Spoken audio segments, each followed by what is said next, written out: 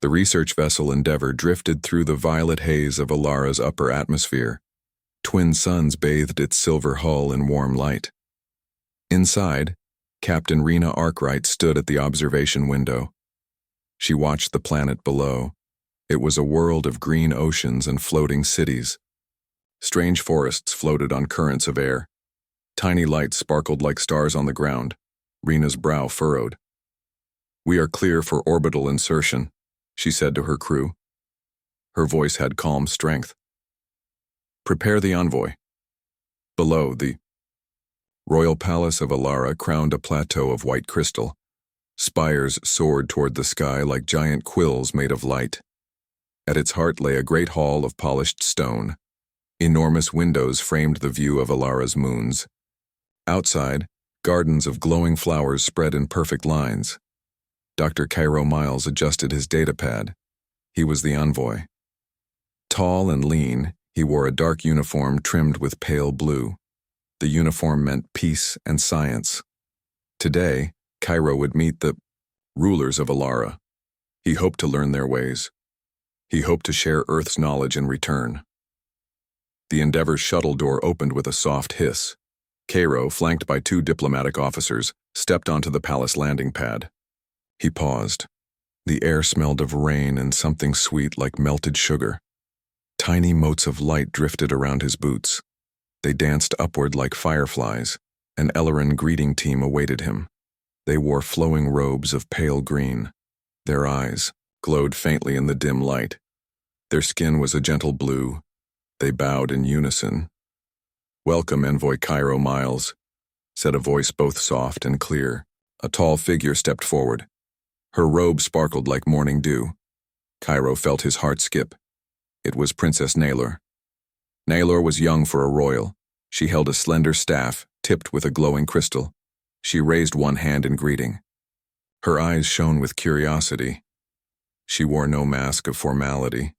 Instead, she smiled with shy warmth. "Please," she said, "come inside." Cairo bowed. He nodded to his officers and followed Naylor across the landing pad. Their footsteps echoed on the smooth stone. Through tall glass doors they entered a long hallway. Light shifted and rippled on the walls. It seemed alive.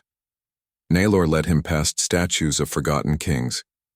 Each statue held a scroll of bright energy. They described Alara's history in symbols of light.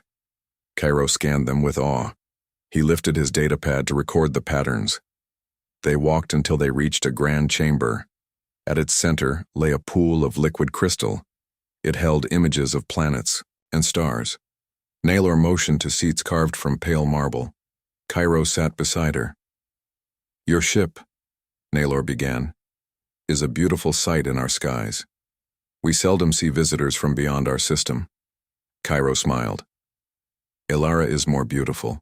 Still, your floating gardens are a wonder." Naylor's cheeks warmed. She looked away. Cairo noticed how her hands trembled slightly. She pressed her fingers to her staff. The crystal tip glowed brighter, as if calmed by her touch. A small thrumming sound filled the air. A servant entered carrying a tray. On it lay a silver box etched with fine patterns. The servant placed it before Naylor. Naylor opened the box. Inside was a delicate locket. It was shaped like 2 leaves folded together. Tiny gemstones dotted its edges. The gemstone centers held fluid pools of shifting color. They glowed like miniature galaxies. Cairo leaned forward. "It is beautiful," he said softly. Naylor's gaze met his. Her voice trembled. "This is a gift from me to you, Envoy Cairo. It is a token of friendship and respect." Cairo felt a warm rush of surprise. He had not expected so personal a gift. He looked at the locket, then at Naylor. "Princess Naylor, I am honored." Gently, he reached out. He took the locket from her hands. The metal was cool and smooth. Tiny pulses of light ran through the gemstone in time with his heartbeat. Naylor watched him, her eyes large and bright. Cairo felt a gentle pull at his chest. He almost smiled, but he caught himself. A diplomat's smile must be measured and calm. He closed the locket. "I will wear this always," he said. "It will remind me of our new friendship." Naylor's cheeks reddened. She lowered her gaze and whispered, "Thank you." A hush fell over the chamber. Outside, one of Alara's moons began to rise. It glowed like a pale pearl against the deepening sky. Light from the moon streamed through the windows. It danced on the pool of crystal. Cairo glanced at the pool. It shifted. Strange symbols formed on its surface. Naylor read them without turning. "It is the message we received before you came," she said. "It called for help. Our crystal sensors heard trouble on the far side of the planet." Cairo's curiosity flared. What kind of trouble? Naylor's lips pressed together. She stared at the moon. "We do not know. The message was broken, but it carried fear. Our people are uneasy." Cairo nodded. "Then I will help you find the source of that fear." Naylor turned to him. Her eyes shone with relief. "Thank you. Your knowledge may save us from unknown danger." Cairo stood. "First, I must inspect your crystal pool and your sensors. Then I will share my own scanning equipment." Naylor also rose. She touched the pool's edge. Light rippled outward, in gentle waves. "Come," she said. "I will show you." Cairo followed her toward the pool. He smiled inside. He felt purpose stirring in his veins. He had come seeking scientific data and peaceful dialogue, but now he sensed something more. He sensed a chance to help a people in need, and to forge a friendship that might last across the stars. As they leaned over the pool, studying its shifting maps, the locket at Cairo's side glowed softly. It was a silent promise of trust, and, in the hush of that moonlit hall, two worlds began to come together. The Endeavor floated above Alara's southern continent, its engines humming softly.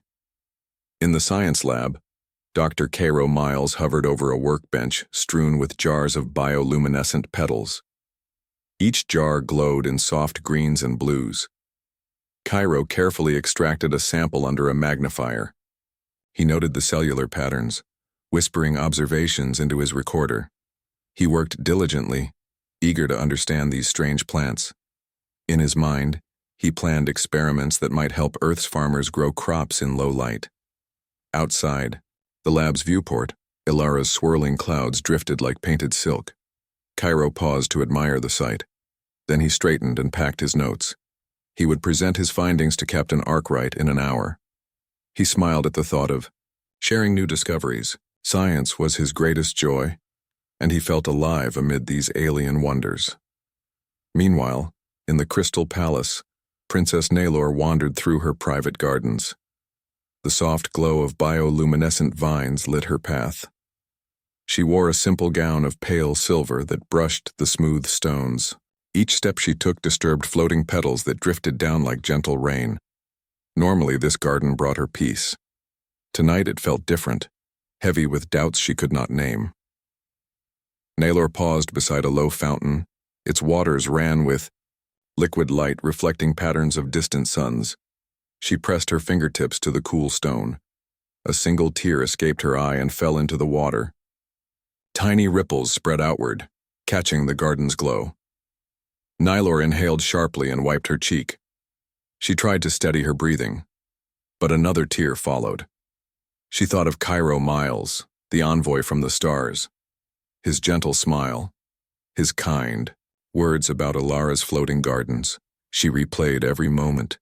In her mind, she imagined them walking hand in hand under these same lights. She believed he was free to choose his path.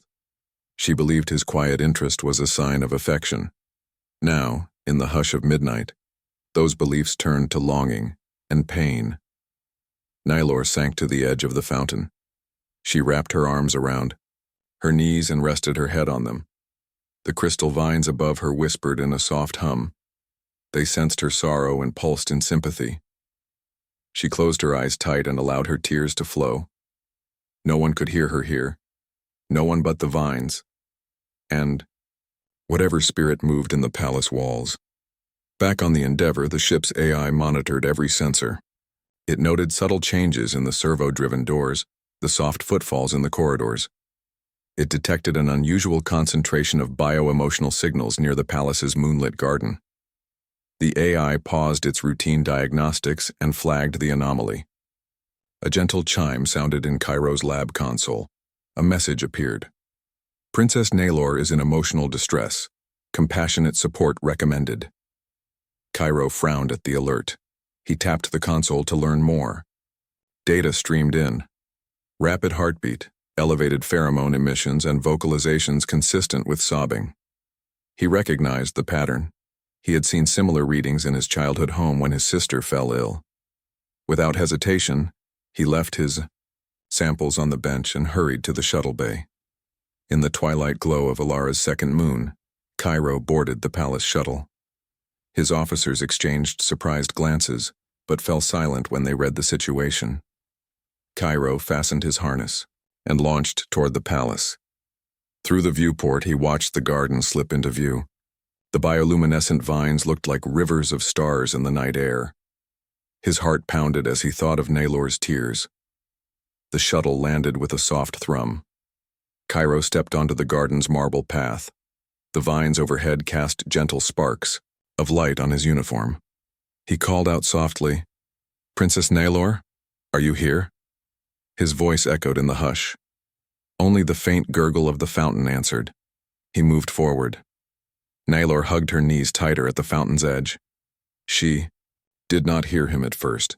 She felt only the weight of her own sorrow. But then she sensed a presence, a calm strength that did not frighten her.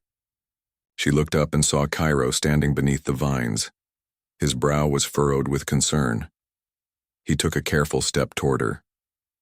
"Princess," he said gently, "I received a message that you were upset. I came as fast as I could." His voice was soft, threaded with kindness. Naylor blinked back her tears. She tried to speak, but her voice caught in her throat. Cairo knelt beside her, leaving respectful distance. The vines above them pulsed a gentle blue. I thought," Naylor whispered, "that you chose me. I believed you were alone, free of ties." She paused, choking on her words. "I dreamed you might care for me, as I care for you." Her cheeks burned with shame and hope. Cairo's face held sorrow. He clasped his hands together. "You must believe me when I say I never meant to mislead you," he said. "My heart is not unclaimed, but it is full of hope. For all of Alara. I came here not to find romance, but to build friendship between our worlds." He sighed softly. "I care for you, Princess, but not in the way you imagined." Naylor's shoulders slumped. Her tears flowed freely again. The stars of the vines glittered overhead. Cairo reached inside his uniform and drew out the silver locket she had given him. He held it out. "This locket is precious to me. It reminds me of our friendship and your trust." He offered it gently. Naylor stared at the locket. She felt its warm glow even at a distance. It carried her hopes and his promise. Slowly she nodded. She stepped forward and took the locket with trembling fingers. A single tear fell onto its surface. The gemstone shifted color in response from pale blue to soft violet. Cairo rose and stood beside her. He did not touch her, but his presence was a comfort. The vines above shivered in quiet solidarity. Naylor pressed the locket to her heart. She closed her eyes. In the hush of the garden, her sobs quieted. "I am sorry," she whispered into the night. "I wanted something more than friendship." Cairo placed a gentle hand on her shoulder, still clothed in royal silk, yet delicate beneath his palm. "Your honesty is brave," he said. "You gave me your trust. That gift I will always honor." As Alara's moons drifted across the sky, the princess wiped her eyes. She looked at Cairo with new resolve. The hurt was still there, but beneath it a spark of purpose flickered. She would take that spark and turn it into something greater for her people. Cairo watched her, knowing that this moment, this gentle exchange, would shape the days to come. In the soft glow of bioluminescent vines, Two hearts found a fragile peace. The princess's quiet despair had surfaced in tears, but from those tears would grow a partnership forged in honesty and hope. And though the path ahead remained, uncertain, they would walk it together, first as friends, then perhaps as something more. Cairo Miles stood alone on the observation deck of the Endeavour. The room was quiet except for the soft hum of the ship's life support systems. Beyond the broad viewport, Alara's pale continents drifted beneath swirling clouds. Two moons hung low in the sky, their light silver on glass and metal. He thought of Princess Naylor and her tears in the crystal garden. He had helped her as best he could, yet he felt uneasy. He cared for her comfort, but he could not return her hopes of romance. A heavy silence pressed on him as he stared at the planet below. The ship's AI, called Alix, broke the stillness with a gentle chime. "Dr. Miles," it said in its soft, neutral voice. "The princess has sent a holographic request to speak with you." Cairo turned. "On the veranda?" he asked. Alix's tone held understanding. "Affirmative. Princess Naylor requests a private conversation via hologram on the starlit veranda." Cairo sighed and nodded. "Very well." He stepped into the connector chamber, where a domed projector stood ready. Its panels glowed to life, casting shifting lights across the deck. Cairo watched as his station lit up, then faded into darkness. Moments later, a slender figure took shape on the veranda beyond the viewport. It was Naylor, her blue skin softly luminous, her silver gown flowing as if in a gentle breeze. But what caught Cairo's breath was the faint shimmer of tears on her cheeks. Even in projection, her sorrow was real. She knelt on the veranda's polished floor, hands clasped before her. The moons above framed her delicate silhouette. She lifted her head and spoke in a voice barely above a whisper. "Cairo." She began, "I am sorry to trouble you again, but I needed to speak." Her voice wavered and one holographic tear traced down her cheek before vanishing in the air. Cairo's heart ached. He stepped closer, though a transparent barrier of light separated them. "Princess," he said softly, "you do not trouble me. Please tell me what you feel." Naylor closed her eyes. She drew a steadying breath. When she spoke again, her words were firm with honest pain. "I thought you were free of attachments. I believed you had no bonds on your world. I allowed my heart to hope. For your care. For your love." She opened her eyes, and the hologram trembled, slightly in the projector's field. "Your kindness," she whispered, felt like the promise of something more. Her voice broke. Another tear glowed on her skin before fading. Cairo knelt on the deck beside the projection. He placed a hand on the railing as if he could touch her sorrow. "Naylor," he said, "I never meant to give you that hope. I care deeply for you, your people, and your world, but my heart is already pledged." He paused, choosing his words with gentle care. "I am engaged to Lieutenant Dara Chen. We have been partners in science and in life for many cycles." At this, Naylor's eyes widened in disbelief. The hologram flickered. She pressed a hand to her chest, as if to still the pain there. You have another," she said, her voice hushed. "All this time I believed I was the one you might choose." Cairo's heart tightened. "I wish I could have told you sooner," he said. "The truth should have been clear, but when I met you, I was so focused on our mission, on helping Alara, that I did not see how my silence hurt you." Naylor looked away and the stars above her seemed to dim. After a long moment, she faced him again. Her gaze was steady now, though her eyes still held a glint of pain. "I should have asked," she said softly. "I let my hope outpace reason."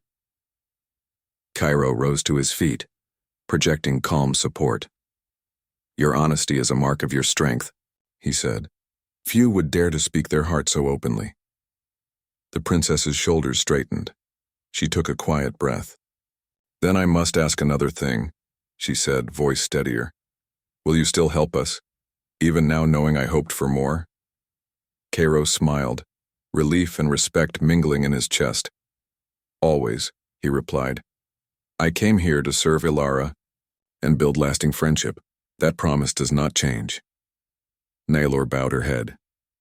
The moon's light played across the projection, turning her silver gown to pale violet.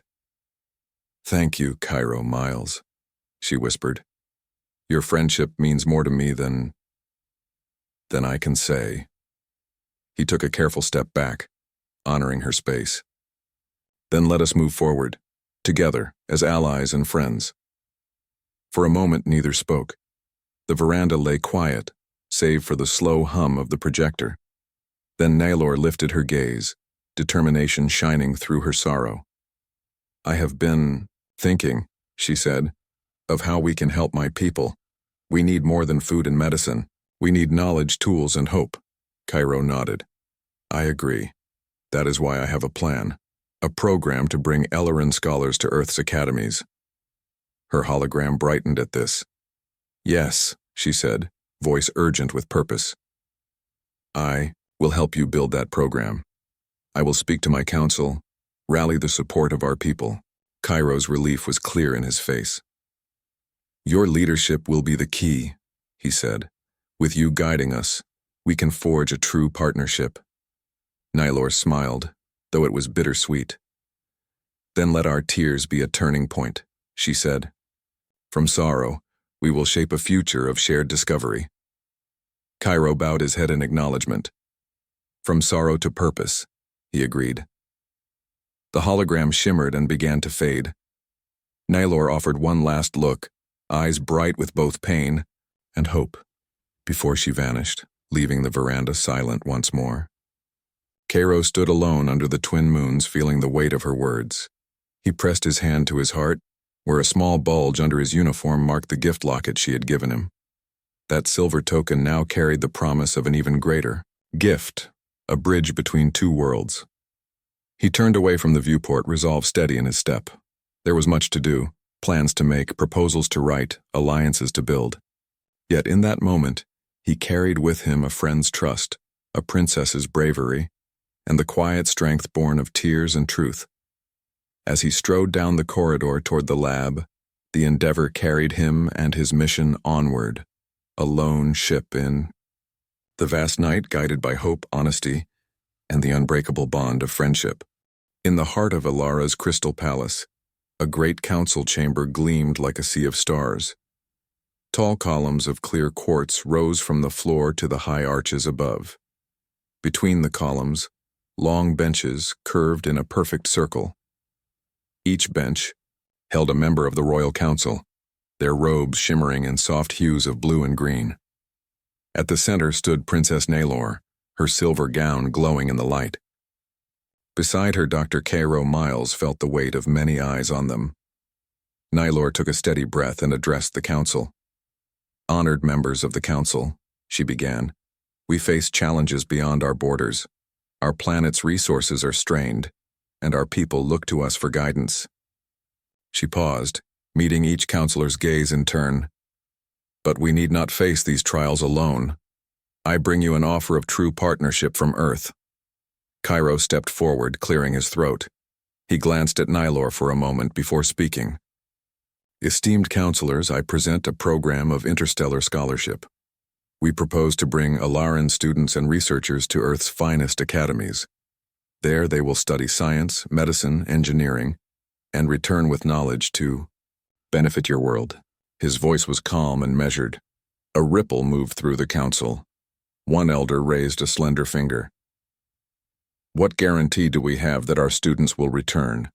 And how will we protect Ilara's culture? He asked. His tone was polite but firm. Cairo nodded respectfully. The program includes a bond of service. Recipients pledge to return and work for Ilara for a set term. We will co-design a curriculum that honors Ilaran traditions. Cultural studies and language courses will be part of every student's schedule. We will build a strong link of respect, not assimilation. A younger counselor leaned forward. And the cost? Earth's resources are stretched. Our people worry about expense. Naylor spoke then, her voice clear and confident. I will allocate a portion of the royal treasury to seed this program. We will share costs with Earth's academies, which are eager for interplanetary students. They see this as an investment in future collaboration. Silence fell again. Then another elder, her hair braided with tiny crystals, smiled. Princess Envoy, your plan shows wisdom and heart, but how soon can we begin?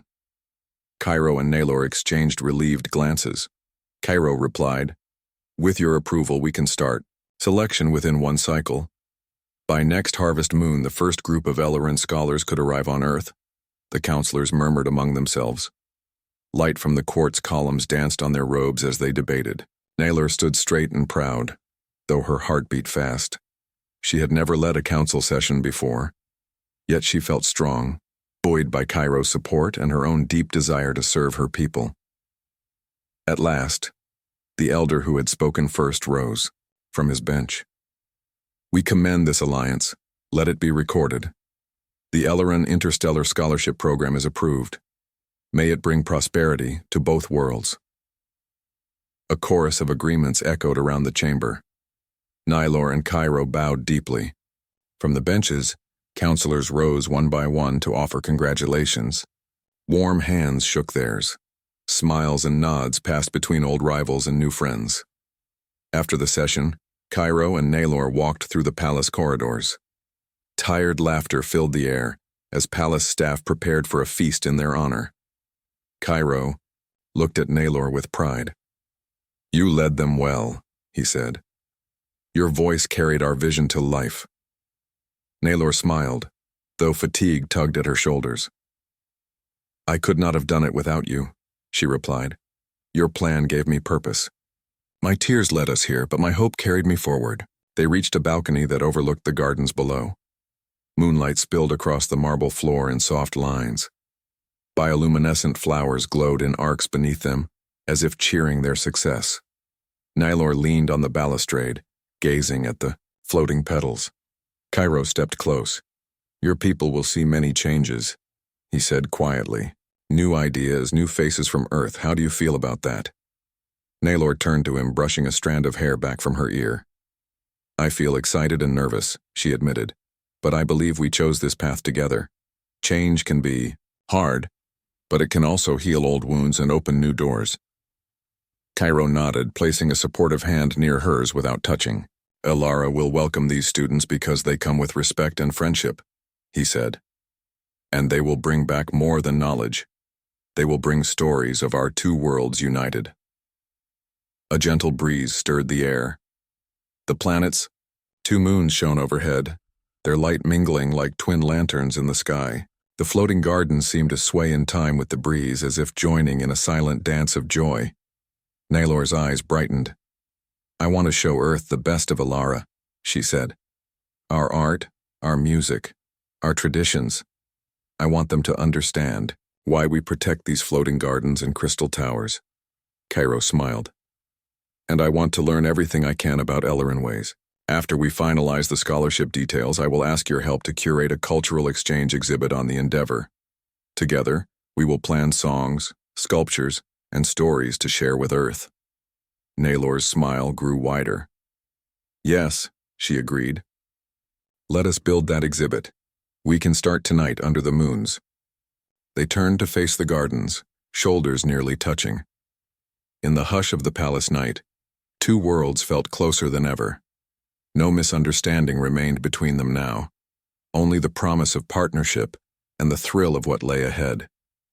As Elara's soft night music drifted up from the gardens, Naylor and Cairo began to plan their next steps. The scholarship program was born, but its success relied on every moment to come. They wrote lists in the air, outlined timelines, and dreamed of smiling students stepping onto Earth's soil. In the great chamber, long after the council had dispersed, the crystal columns hummed with quiet satisfaction. They seemed to pulse in time with Naylor's steady heartbeat and Cairo's purpose-driven stride. In that palace of light and hope, two figures stood side by side, ready to turn shared tears and honest words into a brighter future for both their peoples. And so, on the eve of a new era, the shy princess and the devoted envoy stood united, eyes lifted toward the stars that had brought them together. Their secret plan was now a real promise, shining like a beacon across the void and guiding them onward into the infinite possibilities of tomorrow. Months had passed since the council's decision. Under Alara's twin moons, the royal gardens had grown even more lush, and the crystal towers now shone with fresh hope. Princess Naylor moved through the palace corridors with calm confidence.